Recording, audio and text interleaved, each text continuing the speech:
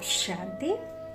6 फरवरी 2023 के ईश्वरीय महावाक्य हैं। आज के मधुर मुरली का सार है। आज स्वीटेस्ट बाबा ने कहा, मीठे बच्चे, तुम ब्राह्मण अभी बहुत ऊंची यात्रा पर जा रहे हो, इसलिए तुम्हें डबल इंजन मिली है। 2 बेहद के बाप हैं तो 2 माँ भी हैं। बहुत ही मीठी प्यारे बाबा की मुरली है। प्रश्न है, संगम युग पर कौन सा टाइटल तुम बच्चे अपने ऊपर नहीं रखवा सकते?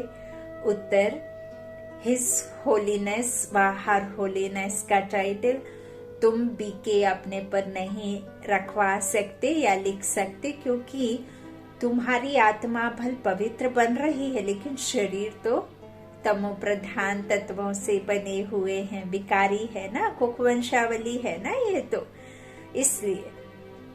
लेकिन शरीर तो बाबा कहते हैं तमो प्रधान तत्वों से बने हुए हैं। यह बड़ाई अभी तुम्हें नहीं लेनी है, तुम अभी पुरुषार्थी हो। गीत है यह कहानी ही देवी दीवे और तूफान की। ओम शांति। बेहद का बाप बच्चों को बैठ समझाते हैं। यह तो बच्चे समझ गए हैं कि बेहद के 2 बाप हैं, तो माँ भी जरूर 2 होंगी। एक जगदम्बा, दूसरी यह ब्रह्मा भी माता ठहरी। दोनों बैठ समझाते हैं। तो तुमको जैसे डबल इंजन मिल गई। पहाड़ी पर जब गाड़ी जाती है तो डबल इंजन लगाते हैं ना। अब ये तो कितनी ऊंची चढ़ाई है, देखो, जहाँ इस संसार में कोई ताकत उधर नहीं पहुंचा सकती है। तो यहाँ परमात्मा ने हमें 2 बाप और 2 माँ को डबल इंजन दिया है, ताकि हम इतनी ऊंची पहाड़ी चढ़ सके। तो दोनों बैठ समझाते हैं ना, क्योंकि ऊंची पहाड़ी है तो डबल इंजन चाहिए। ठीक वैसे ही जैसे पहाड़ी पर डबल इंजन लगाते हैं। अब तुम ब्राह्मण भी ऊंची यात्रा पर जा रहे हो। तुम जानते हो अभी घोर अंधियारा है। जब अंत का समय आता है तो बहुत हाहाकार होता है। दुनिया बदलती है तो ऐसे होता है। जब राजाई बदली होती है तो भी लड़ाई मारामारी होती है। बच्चे जानते हैं कि अब नई राजधानी स्थापन हो रही है। घोर अंधियारे से फिर घोर सोचरा हो रहा है। तुम इस सारे चक्र की हिस्ट्री ज्योग्राफी को जानते हो, तो तुमको फिर औरों को भी समझाना है। बहुत माताएं अथवा बच्चियां हैं जो स्कूल में पढ़ाती हैं, वह भी बच्चों को बैठ अगर बेहद की हिस्ट्री ज्योग्राफी समझाएं तो इसमें कोई गवर्नमेंट नाराज नहीं होगी। स्कूल में पढ़ाई करते हैं, वह बाबा उनके लिए आज लिख रहे हैं कि जो माताएं बहनें स्कूल में टीचिंग जॉब करती हैं, जो भाई स्कूल में टीचिंग जॉब करते हैं, वह भी यदि बेहद की हिस्ट्री ज्योग्राफी बच्चों को पढ़ाएं तो उसमें कोई हर्जा नहीं है। उन्होंने बड़ों को भी समझाना चाहिए तो और ही खुश होंगे। उन्हों को समझाना चाहिए कि जब तक बेहद की हिस्ट्री ज्योग्राफी को नहीं समझा है तब तक बच्चों का कल्याण नहीं हो सकता, क्योंकि आजकल तो देखो बच्चों में आत्मिक बल तो बिल्कुल ही नहीं है, सहन शक्ति नहीं है, निर्णय क्षमता नहीं है, कितने सतमार्ग पर नहीं चलते हैं, और कैसे माता पिता भी उनको बहुत पैम्पर के साथ में पाल रहे हैं, उनको पैदल चलने नहीं देते, उनको चोट नहीं लगने देते हैं, तो आगे चलकर जरा सी चोट उनके लिए बहुत बड़ा जो है दुख का कारण बन जाती है। तो ऐसे कि कार सामने खड़ी है, स्कूटर गाड़ियां हैं साथ में घुमाने के लिए, वॉकिंग करना, कुछ भी मतलब एकदम कुछ भी नहीं सिखाते हैं। और ये बेहद की पढ़ाई बाबा कह रहे हैं कि हर स्कूल में पढ़ाई जानी चाहिए, हर ऑफिस में एक कहना चाहिए बेहद की पढ़ाई का पीरियड होना चाहिए, चाहे शाम छूटते वक्त स्कूल और चाहे शुरू में हो तो और भी अच्छा है। तो ये इसी तरह बाप कहते हैं उनको समझाना चाहिए कि जब तक इस बेहद की हिस्ट्री ज्योग्राफी को नहीं समझा है तब तक बच्चों का कल्याण नहीं हो सकता, क्योंकि वो तो स्थूल में आप शरीर निर्वाह के लिए पढ़ाई करते हैं कि आगे हमारा जीवन, हमारे बच्चों का जीवन अच्छे पैरों पर खड़े रहेंगे तो अच्छे मर्तबा पर रहेंगे तो लग्जरी लाइफ होगी, उनकी लाइफ में हमेशा खुशियां होंगी। तो लेकिन वो तो हद का है।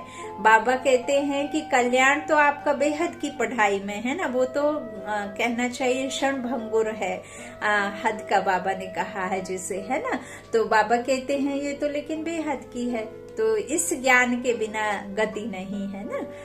तो यह ऊंचते उच्च ज्ञान है जिसके बिना किसी की भी मुक्ति, जीवन मुक्ति नहीं है। तो दुनिया में जय जयकार नहीं हो सकती।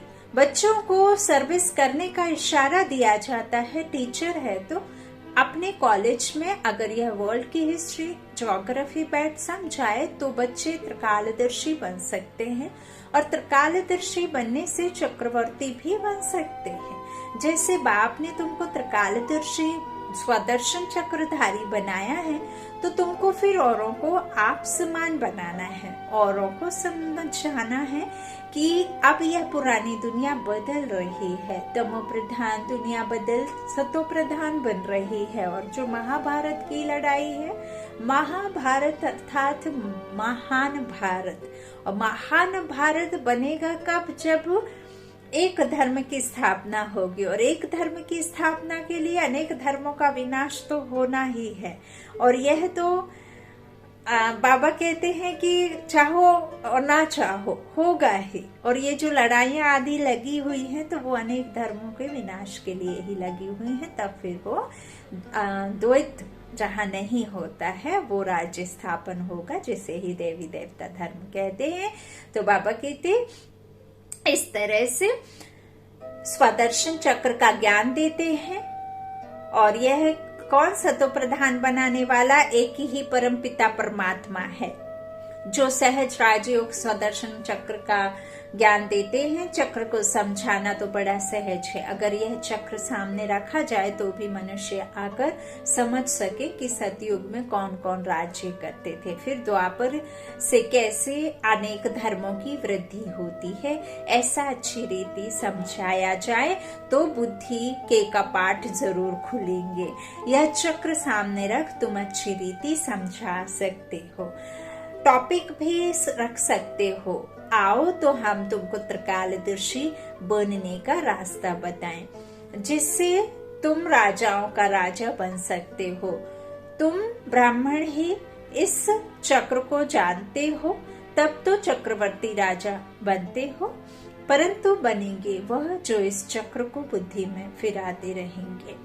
84 का चक्र है ना, तो कैसे हम 8, 12, 21, 42 जन्म में आते हैं, और कैसे ये छोटा सा संगम युग है जिसमें हम ये अंतिम जन्म में बाबा आकर के फिर रचना रचते हैं, ब्रह्मा विष्णु और शंकर की। फिर शंकर के द्वारा विनाश, ब्रह्मा के द्वारा स्थापना और विष्णु के द्वारा पालना। तो यह उस निराकार परमात्मा की रचना है, और इस रचना के द्वारा फिर तीनों कार्य होते हैं, है ना। तो बाबा ने यह सब समझाया है। बाबा कहते हैं फिर जिससे तुम क्या बन जाओगे? राजाओं के राजा बन सकते हो, है ना। तो त्रिकालदर्शी का रास्ता बताएं। बाबा कहते हैं आओ तो हम समझाएं। तुम ब्राह्मण ही इस चक्र को जानते हो, तब तो चक्रवर्ती राजा बनते हो, परंतु बनेंगे वही जो इस चक्र को बुद्धि में फिराते रहेंगे। बाप तो है ही ज्ञान का सागर, वह बैठ बच्चों को सृष्टि के आदि मध्य अंत का ज्ञान सुनाते हैं, और मनुष्य तो कुछ भी नहीं जानते।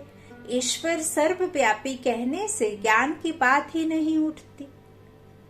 ईश्वर को जानने का भी कोई पुरुषार्थ नहीं कर सकते हैं, फिर तो भक्ति भी चल ना सके। परंतु जो कुछ कहते हैं वह कुछ समझते नहीं, कच्चे समझा भी नहीं सकेंगे कि सर्वव्यापी कैसे नहीं है। कण कण में कहते हैं ना, अगर कण कण में भगवान होता, जब भी कोई पाप होता दुनिया में, कोई भी मनुष्य पाप करता, तो अगर कण कण में होता आत्मा सो परमात्मा होती, तो वो परमात्मा, वो सर्वशक्तिमान आकर के उस पाप करने को पाप से रोकता नहीं, लेकिन नहीं रोकता, क्योंकि कण कण में है ही नहीं। उसका तो कल्प में एक बार ड्रामा में पार्ट है, जब दुनिया में घनघोर अंधेरा अशांति छाई रहती है, त्राही त्राही होती है ना, धर्म की आत्मग्लानि होती है, परमात्मा को ठिक्कर बिस्तर में कह देते हैं, कण कण में कह देते हैं, तब फिर उनका आते हैं ज्ञान देने के लिए कि मैं कण कण में नहीं हूँ।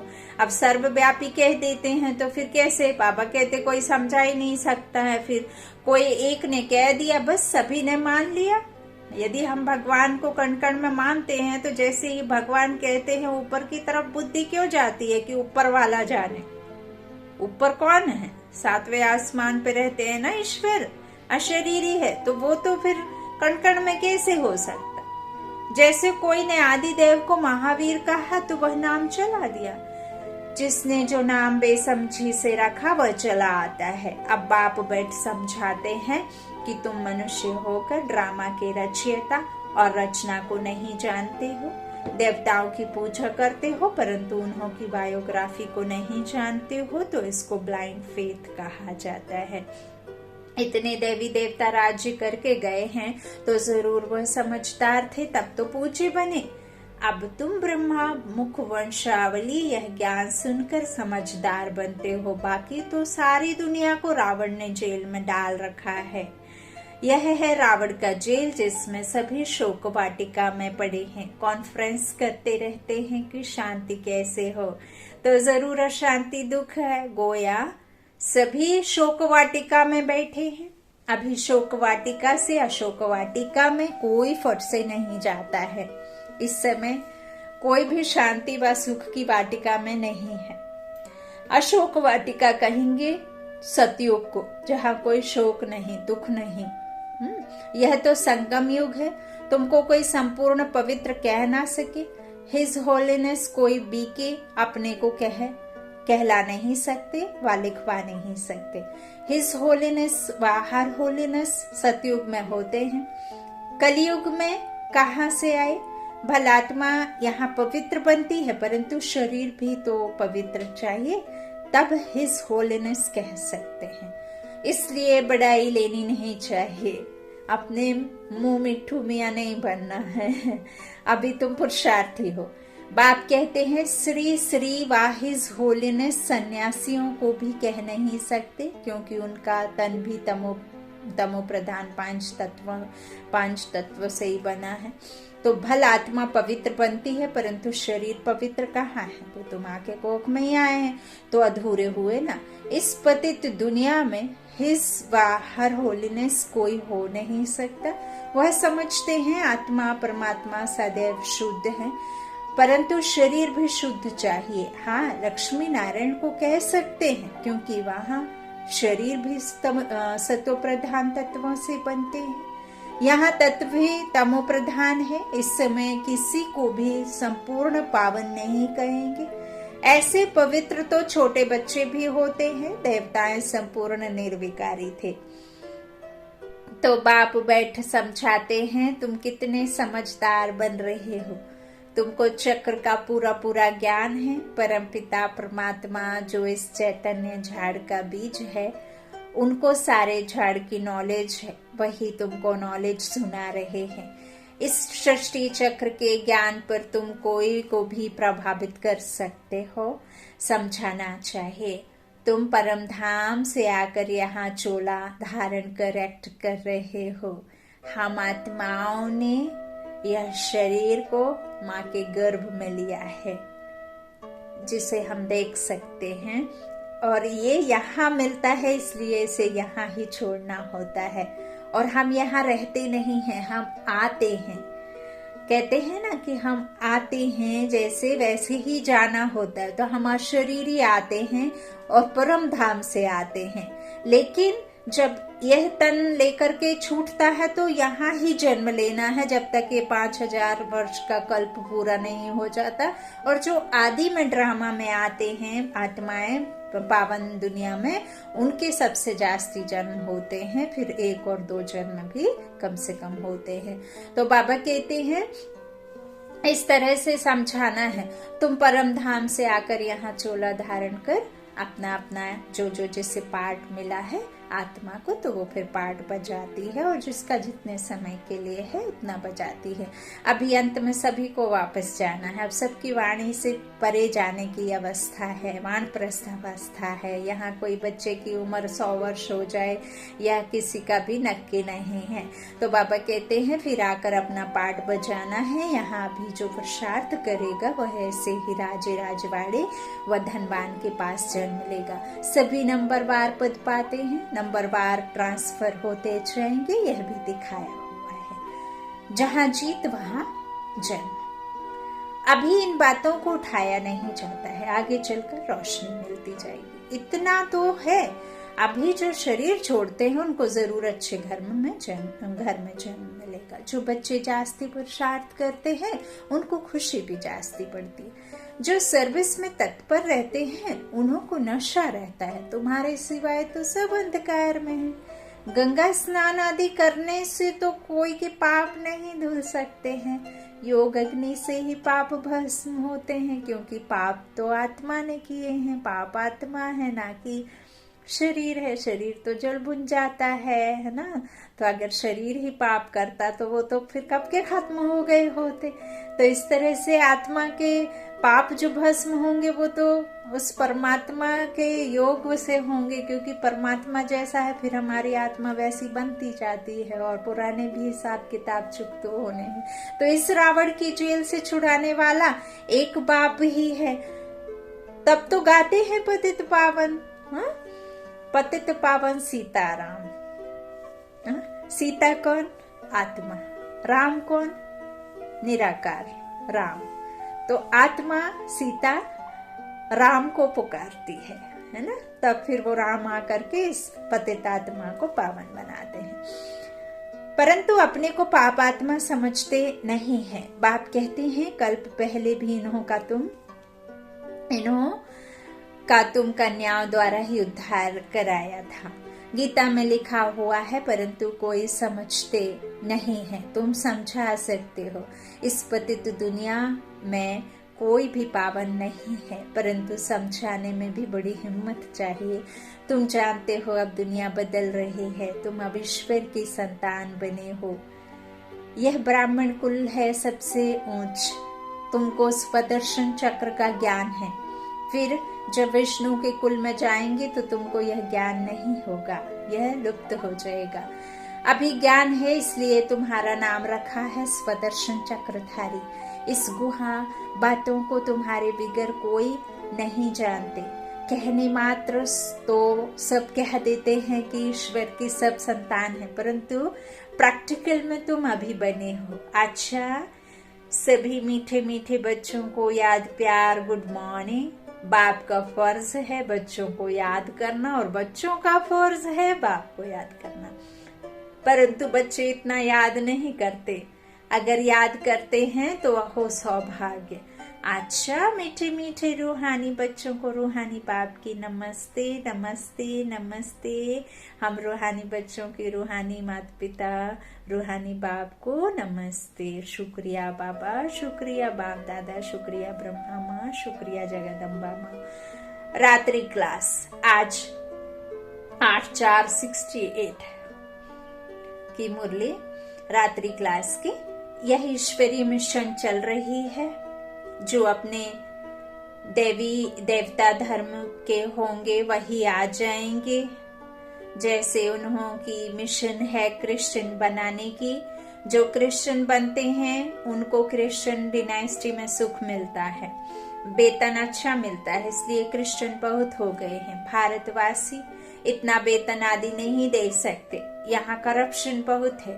बीच में रिश्वत ना ले तो नौकरी से ही जवाब, जाओ घर चले जाओ, इतना डोनेशन मांगते हैं ना रिश्वत में। तो बच्चे बाप से पूछते हैं इस हालात में क्या करें। कहेंगे युक्ति से काम करो, फिर शुभ कार्य में लगा देना।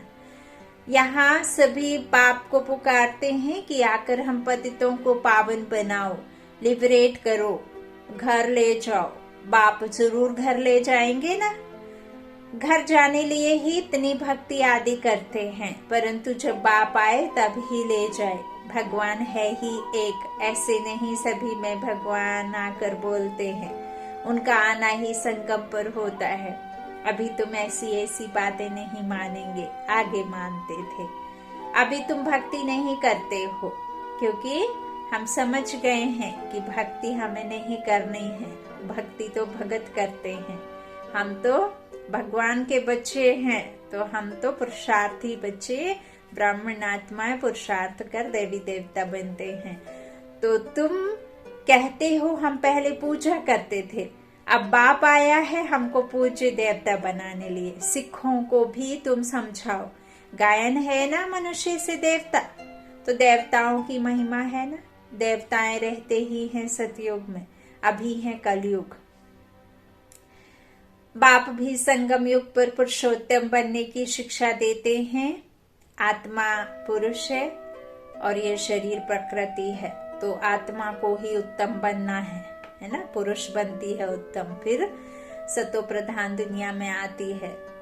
तो इस तरह से देवताएं हैं सभी से उत्तम। तब तो इतना पूजते हैं, जिसकी पूजा करते हैं वह जरूर कभी थे, अभी नहीं है। समझते हैं यह राजधानी पास्ट हो गई है, अभी तुम हो गुप्त। कोई जानते थोड़े ही है कि हम विश्व के मालिक बनने वाले हैं। तुम जानते हो हम पढ़कर यह बनते हैं, तो पढ़ाई पर पूरा अटेंशन देना है। बाप को बहुत प्यार से याद करना है। मीठे बाबा, ओ प्यारे बाबा, है ना। बाबा हमको विश्व का मालिक बनाते हैं, तो क्यों याद नहीं करेंगे। फिर दैवी गुण भी चाहिए, है ना। सिर्फ याद से तो काम नहीं बनेगा। दूसरा, रात्रि क्लास 9/4/68। आजकल बहुत करके यही कॉन्फ्रेंस करते हैं कि विश्व में शांति कैसे हो। उन्हों को बताना चाहिए, देखो सतयुग में एक ही धर्म, एक ही राज्य, अद्वैत धर्म था, जिसमें कोई लड़ाई आदि नहीं होती थी। दूसरा कोई धर्म ही नहीं था, नहीं जो ताली बजे, था ही राम राज्य। तभी विश्व में शांति थी। तुम चाहते हो विश्व में शांति हो, वह तो सतयुग में थी। पीछे अनेक धर्म होने से अशांति हुई है। अनेक मत हुई हैं, अनेक धर्म हुए हैं। उसने कहा हमारा बड़ा, उसने कहा हमारा बड़ा, उसने कहा हमारा बड़ा। अब जब एक था तो किसको बड़ा कहने की आवश्यकता ही नहीं थी, है ना। परंतु जब तक कोई समझे, है ना, तो सतयुग में भी बाबा कहते हैं कि पीछे अनेक धर्म होने से अशांति हुई है, परंतु जब कोई समझे तब तक माथा मारना पड़ता है। आगे चलकर अखबारों में भी पड़ेगा, फिर इन सन्यासियों आदि के भी कान खुलेंगे। यह तो तुम बच्चों को ही खातिरी है कि हमारी राजधानी स्थापन हो रही है, यही नशा है। अभी देखो न्यूज़पेपर आदि में आता है, कितने सारे सन्यासी आदि भी ईश्वरीय विश्वविद्यालय में जाते हैं और दीदियों की दादियों की बड़ाई करते हैं और कहते हैं कि सचमुच जो ब्रह्म कुमारी संस्था है वही असली गीता का भंडार है और वही गीता असली ज्ञान देने वाले बच्चे हैं और उन्होंने ही असली गीता का ज्ञान प्राप्त किया है। तो इस तरह से बाबा ने लिखा है 68 की मुरली में कि फिर इन सन्यासियों आदि के भी कान खुलेंगे। यह तो तुम बच्चों की खातिरी है कि हमारी राजधानी स्थापन हो रही है, यही नशा है। म्यूजियम का भवका देख बहुत आएंगे, अंदर आकर बंडर खाएंगे, नए नए चित्रों पर नई नई समझाने सुनेंगे। तो यह तो बच्चों को मालूम है। योग है मुक्ति, जीवन मुक्ति के लिए, सो तो मनुष्य मात्र कोई सिखला न सके, यह भी लिखना है। सिवाय परम पिता परमात्मा से कोई भी मुक्ति, जीवन मुक्ति के लिए योग सिखला नहीं सकता। अब जिससे मिलनी है उसी से योग लगाना है, तो वो ही जाने। जिससे योग लगाते हैं वही आए, तब तो बताए कि मेरे साथ योग लगाओ। तो और कोई कैसे सिखला सकता। तो सर्व का सदगति दाता है ही एक, यह क्लियर लिख देना चाहिए। जो भल मनुष्य पढ़े, सन्यासी लोग क्या सिखाते होंगे। योग जो करते हैं, वास्तव में योग कोई भी सिखला नहीं सकते हैं।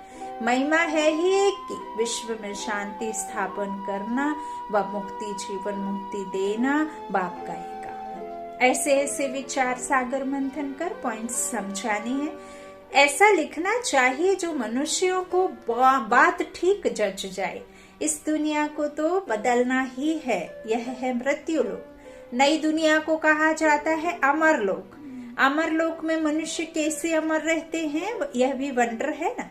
वहां आयु भी बड़ी रहती है और समय पर आए ही शरीर बदली कर देते हैं। आपे ही बाबा कहते हैं कि सतयुग में जब अमरलोक में खुद ही शरीर बदली करते हैं, बच्चे का तन लेते हैं और बूढ़े तो नहीं फील करते, लेकिन 150 वर्ष गोल्डन एज हो जाती है तो फिर शरीर बच्चा का ले लेते हैं, नया कपड़ा ले लेते हैं। जैसे कपड़ा चेंज किया जाता है, यह सभी समझाने की बातें हैं। अच्छा, मीठे मीठे सिक्के लादे बच्चों प्रति माता पिता बाप दादा का याद प्यार और गुड मॉर्निंग। आज बाबा ने कहा मीठे मीठे रूहानी बच्चों को रूहानी बाप व दादा का याद प्यार, गुड नाइट और नमस्ते नमस्ते नमस्ते।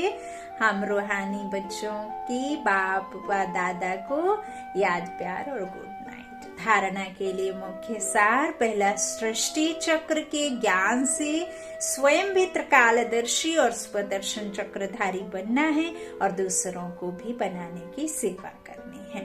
दूसरा, संगम पर शोक वाटिका से निकल सुख शांति की वाटिका में चलने के लिए पवित्र जरूर बनना है। आज मीठे बाबा वरदानी बाप का वरदान है, ज्ञान को रमणीकता से सिमरन कर आगे बढ़ने वाले सदा हर्षित खुश नसीब भव। मोक्ष की हर्षित मुख नहीं बल्कि अतीन्द्रिय सुख के झूले में झूलने वाले, अंतर से सुखी होने वाले। यह सिर्फ आत्मा परमात्मा का सूखा ज्ञान नहीं है, बहुत रमणीक ज्ञान है। ये कन रस के लिए नहीं है, यह तो मनुष्य से देवता बनने के लिए है। तो सिर्फ रोज अपना नया नया टाइटल याद रखो, मैं आत्मा तो हूँ, लेकिन कौन सी आत्मा हूँ। कभी आर्टिस्ट की आत्मा हूँ, कभी बिजनेसमैन की आत्मा हूँ। ऐसे रमणीकता से आगे बढ़ते रहो, जैसे बाप भी रमणीक है। देखो, कभी धोबी बन जाता है ना, हम आत्माओं को धोते, मूत पतीले कपड़े धोते हैं।